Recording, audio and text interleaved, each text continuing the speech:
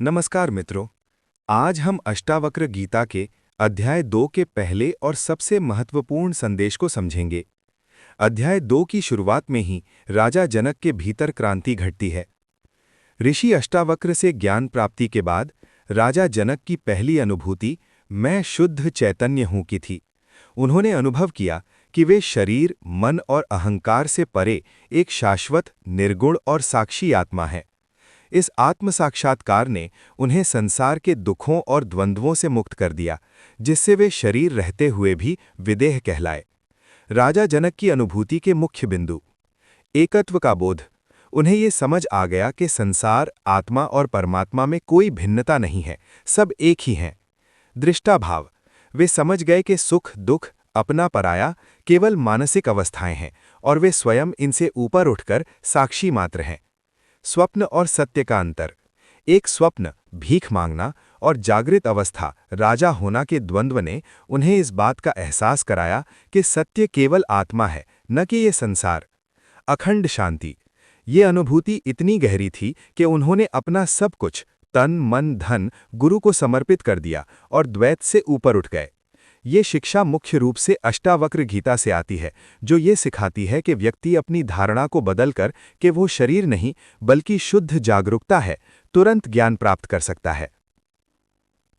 मित्रों, ऋषि अष्टावक्र से ज्ञान प्राप्त करने के बाद राजा जनक को ये परम अनुभूति हुई कि वे शरीर या मन नहीं बल्कि अजर अमर शुद्ध चेतना, आत्मा है। उन्हें बोध हुआ कि संसार एक स्वप्न के समान है और वे इस साक्षी रूप में स्थित हो गए कि सुख, दुख, अपना पराया सभी मानसिक अवस्थाएं हैं, जबकि वे निर्लेप हैं। राजा जनक की पहली अनुभूति और आत्मबोध के मुख्य बिंदु: मैं ही सब कुछ हूं। जनक ने कहा कि ये संपूर्ण विश्व उन्हीं में स्थित है और वे ही एकमात्र वास्तविक सत्ता है। उन्होंने जाना कि वे देह से अलग अविनाशी आत्मा हैं। शरीर के जन्म और मृत्यु से उनका कोई संबंध नहीं है। संसार एक स्वप्न। ज्ञान के बाद राजा जनक को ये संसार स्वप्न के समान मायावी और भ्रामक लगने लगा, जिसमें सुख, दुख मानसिक अवस्थाएं मात्र हैं। जनक को ये अनुभूति हुई कि ज्ञानी, ज्ञान और ज्ञेय, जानने योग्य का कोई अलग अस्तित्व नहीं है, सब कुछ एक ही परमात्मा, चेतना है। वे राजा होते हुए भी सांसारिक आकर्षणों से मुक्त होकर साक्षी भाव में राजपाट चलाने वाले विदेह कहलाए। अष्टावक्र गीता में वर्णित यह अनुभव राजा जनक के लिए अज्ञान के कोहरे को हटाकर स्वयं के वास्तविक स्वरूप को जानने की सर्वोच्च स्थिति थी, जहां उन्होंने खुद को स्वयं प्रकाशमान और असीम पाया। अहो निरंजनः शांतो बोधो अहम प्रकृतेः परः। इसका अर्थ है, अरे मैं तो बिल्कुल शुद्ध, शांत और निर्मल चेतना हूं।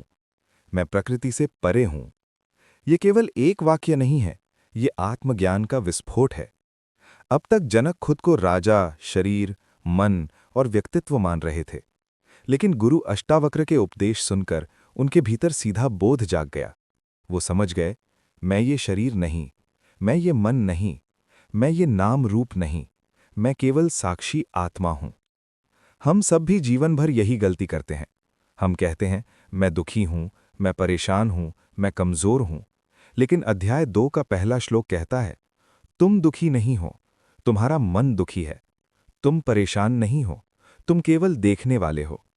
जिस क्षण मनुष्य को यह अनुभव हो जाता है कि मैं विचारों से अलग हूं, मैं शरीर से अलग हूं, उसी क्षण असली मुक्ति शुरू हो जाती है।